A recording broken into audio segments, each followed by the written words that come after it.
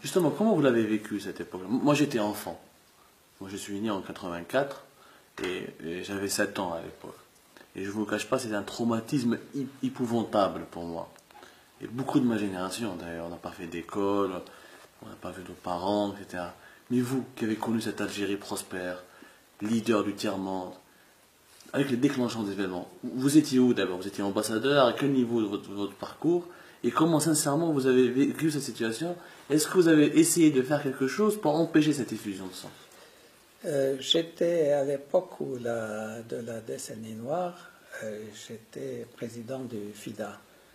Ça commençait, bon, je suis resté jusqu'en 92. En À l'ONU, 92, FIDA, l'ONU pour ceux qui ne connaissent pas. le Fonds international de développement agricole, qui est une institution spécialisée de l'ONU, étant entendu que j'ai eu l'honneur d'être le premier dirigeant d'une institution spécialisée des Nations Unies, provenant originaire d'Algérie. Il y avait précédemment une autre organisation dirigée par un très éminent collègue, M. Lamine Khan, mais c'était l'organisation des Nations Unies pour le développement industriel, mais à l'époque, ça n'était pas encore une institution spécialisée. Donc, j'ai terminé ma mission au FIDA en 92. Et c'était au moment où les choses devenaient de plus en plus difficiles. Et ce que j'ai voulu faire, c'est me mettre au service de mon pays. Je suis arrivé à Alger et je me suis présenté au ministère des Affaires étrangères, qui était à l'époque dirigé par Reda Malek. Et à mon grand étonnement, alors que j'étais en détachement du ministère des Affaires étrangères pour cette mission internationale pendant laquelle j'ai fait des projets pour mon pays, je n'ai jamais eu aucun reproche pour un quelconque manquement. Au contraire, les choses se sont très bien passées. On m'a dit en rentrant qu'il n'y avait pas de place pour moi au ministère des Affaires étrangères. Et j'ai pas compris pourquoi. Peu après, on m'a retiré mon passeport diplomatique, on m'a privé de moyens de subsistance. Alors, j'ai essayé de comprendre. Et j'ai vu, peut-être, mais ce n'est qu'une supposition, qu'un journal, je crois que c'était Le Matin, qui avait publié à cette époque un article en première page dans lequel on disait on veut Jazairi comme président de la République. Et il est pour la rupture. Moi, j'étais pour rien dans cette affaire. On m'a demandé quand je suis rentré quelles étaient mes intentions. J'ai dit je veux me mettre au service de mon pays. On m'a dit qu'est-ce que vous pensez de cet article qui a été publié dans Le Matin? J'ai dit je n'y suis pour rien. Je ne sais pas quelle mouche les a piqués, mais en tout cas ça vient certainement pas de moi. Toujours est-il que par la suite je me suis trouvé donc dans une situation de traversée du désert et j'avais une famille à faire vivre et donc j'ai pris une revue internationale et j'ai vu des postes qui étaient vacants et j'ai vu un poste pour un consortium international d'ONG qui est au service de l'Afrique, des pays africains où les gens souffraient de conflits civils en particulier. Et je me suis dit, c'est l'occasion de rendre au ciel les bénédictions que j'ai eues en naissant dans la famille dans laquelle je suis né, et d'avoir eu tous les avantages que j'ai eus. Je vais me mettre au service puisque je ne peux pas me mettre au service de la population. Donc l'État ne voulait pas de vous à cette époque-là? Oui, il ne voulait pas de moi pour des raisons. Je vous dis qu'on ne m'a jamais notifié. D'ailleurs, et la seule supputation que j'ai pu trouver, c'est cet article mal intentionné peut-être du journal Le Matin qui mettait en première page ma photo avec cette... Aujourd'hui encore, est-ce que vous n'avez pas rencontré M. Ledamel ou d'autres acteurs de l'époque? Personne ne vous a fourni une réponse? Non, personne. Mais la chose qui m'a fait plaisir, c'est que lorsque c'est Abdelaziz Bouteflika à l'époque, il faisait campagne pour la présidence. En 1999. En 1999, j'étais à Londres et il m'a appelé et on s'est retrouvés. C'était mon ministre des Affaires étrangères précédemment et il avait beaucoup de considération pour moi et j'en avais énormément pour lui aussi. Il m'a rappelé, j'ai repris mes fonctions, ambassadeur à Washington, ambassadeur aux Nations Unies à Genève. Donc je me suis dit, s'il y avait dans mon dossier quelque chose de négatif, à ce moment-là, je n'aurais jamais exercé de telles fonctions, de si hautes responsabilités. Et ça m'a un peu mis du baume sur le cœur parce que j'avais souffert de cette traversée du désert. Mais comme lui en a eu une qui était beaucoup plus longue que la mienne, c'était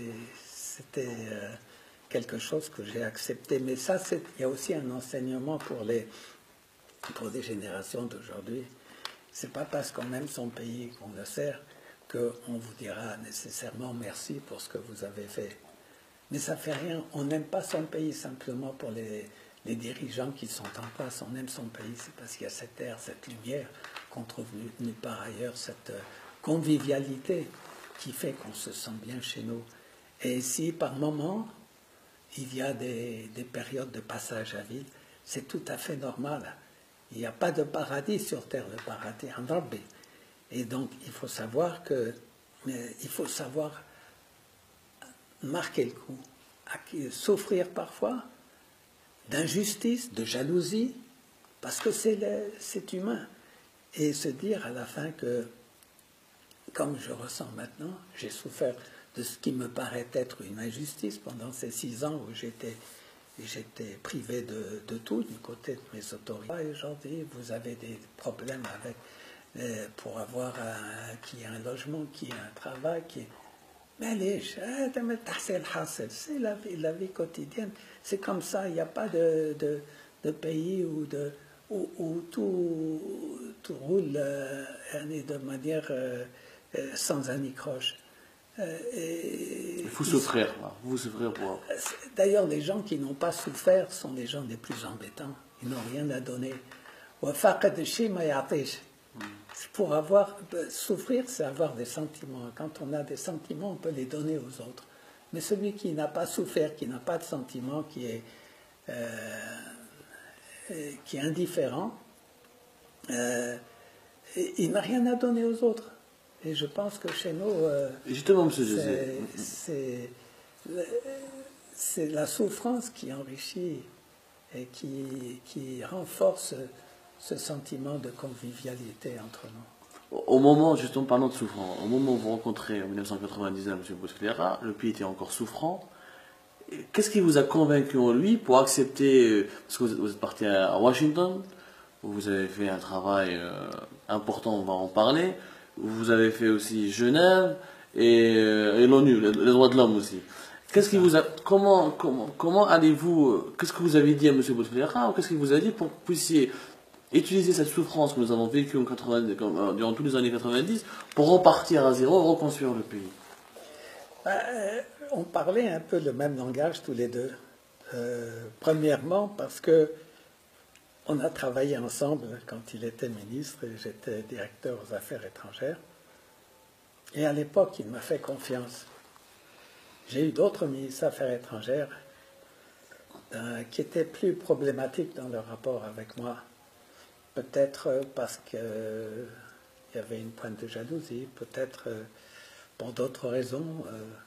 Mais avec Abdelkader, comme on l'appelait à l'époque, il y avait une confiance et c'est cette confiance qui m'a donné l'énergie pour décupler encore mes capacités de négociation à travers le monde.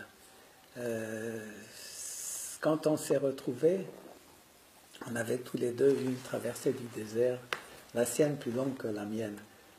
Et on avait souffert l'un et l'autre. Et c'était des retrouvailles que j'ai trouvées très émouvantes à l'époque. Et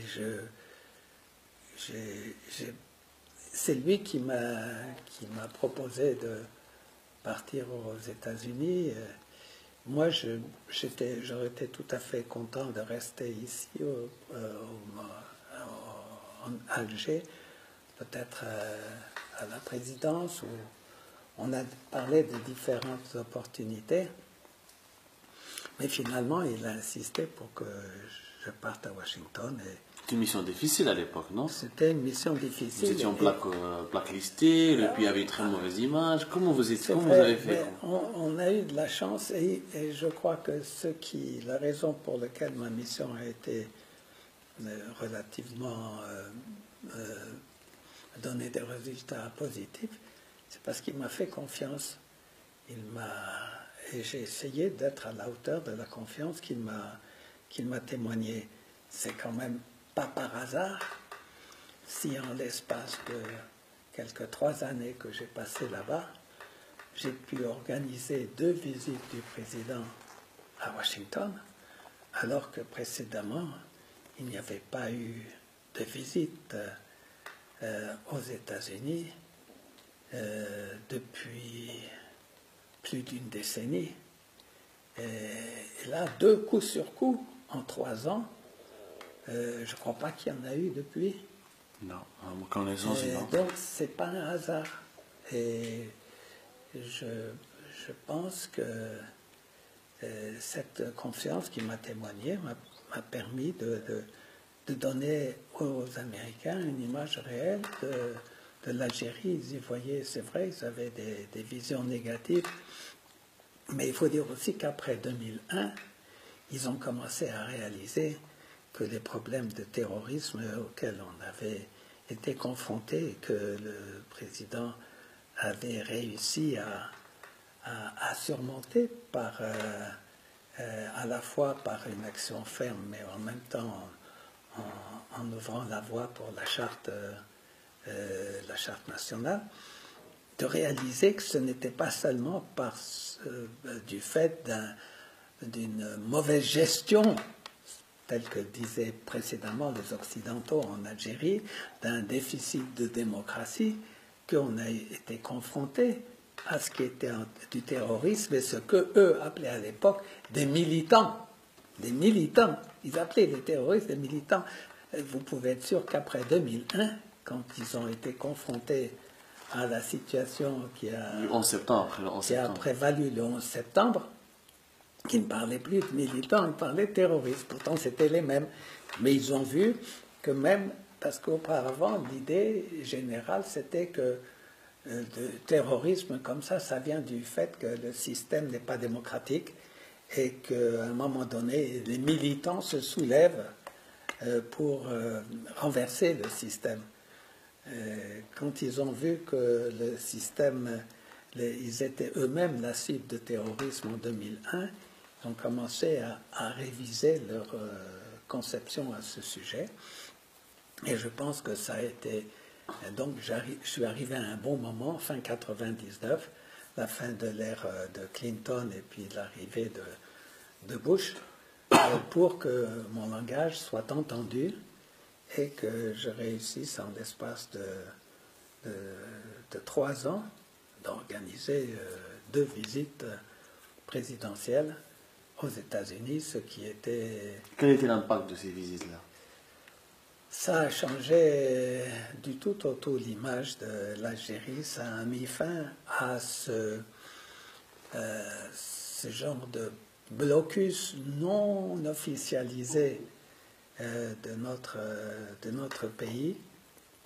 Et ça a créé des liens de confiance qui ont permis, les États-Unis étant un peu le leader du monde occidental, à d'autres pays occidentaux de revoir leur copie et de se rendre compte que la démarche qui était poursuivie en Algérie n'était pas antithétique avec la démocratie, que c'est vrai, on n'était pas encore, on n'avait pas atteint le niveau d'une démocratie occidentale, mais qu'on s'orientait dans une voie démocratique en tenant compte de tous les écueils qu'on a rencontrés sur cette voie et que la manifestation du terrorisme n'était pas nécessairement liée avec un déficit démocratique interne, mais que c'était une évolution dont même le plus démocratique des pays comme les États-Unis pouvait souffrir aussi. Vous avez rencontré, j'imagine, beaucoup de difficultés par rapport à certains lobbies anti-algériens. On connaît par exemple la monarchie marocaine a employé souvent des lobbying contre les intérêts de l'Algérie aux États-Unis. Comment c'était votre rapport dans cette histoire-là? Parce que oui, j'avais des bons rapports avec l'ambassadeur du Maroc à Washington. Mais en même temps, je pense que il y avait une confiance croissante qui naissait aux États-Unis vis-à-vis de l'Algérie. La question du Sahara occidental qui préoccupait, qui pour nous n'était pas une question algéro-marocaine. Pour nous, la question du Sahara occidental était une question de principe qui s'appliquait et qu'on a appliqué à tous les autres pays qui étaient en droit d'exiger le droit à l'autodétermination.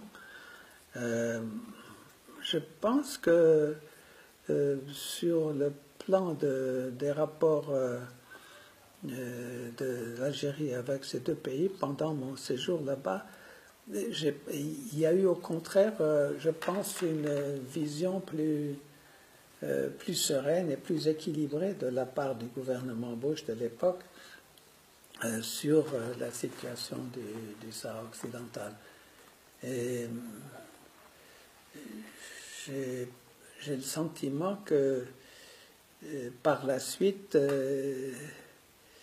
les choses se sont peut-être par moments détériorées, mais il y avait beaucoup d'influences occultes, c'est vrai, aux États-Unis. Vous savez, le système des lobbies aux États-Unis est très complexe et on n'est pas toujours au courant de l'action des lobbies qui n'est pas très transparente. Mais pour nous, c'était une question de principe général. Pour nos voisins, c'était une question d'intérêt matériel.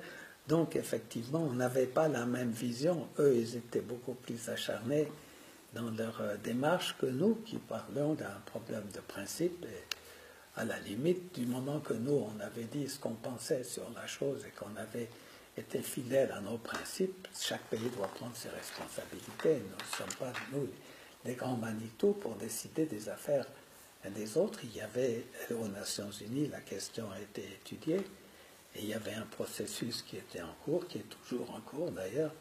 Nous, on a dit notre part ce qu'on pense, comme on l'a dit pour d'autres pays qui étaient soumis à une occupation étrangère, et le reste, nous ne sommes pas la conscience du monde. Est-ce que vous avez rencontré M. Bush à l'époque? Oui. Qu'est-ce qu'il vous disait sur l'Algérie? Qu'est-ce que vous essayez de lui dire sur l'Algérie, etc.? Je l'ai rencontré pendant les visites avec notre président, puisque j'avais organisé 2 visites officielles du président. Mais on s'est aussi rencontré, il a eu l'agréable initiative qui a été reprise, je crois, par son successeur, M. Obama, mais c'est le président Bush qui l'avait lancé. Donc, à la Maison-Blanche même, on entendait l'adhan et tous les ambassadeurs musulmans avaient une salle. Ils allaient faire la prière là-bas et Bush attendait que l'on termine la prière pour ensuite rompre le jeûne avec nous. Et je dois dire que ça me donnait un peu la chair de poule de savoir à la Maison-Blanche et d'entendre l'adhan Allahu Akbar. Et c'était quelque chose qui vous a marqué, de très sympathique et qui m'a marqué, effectivement.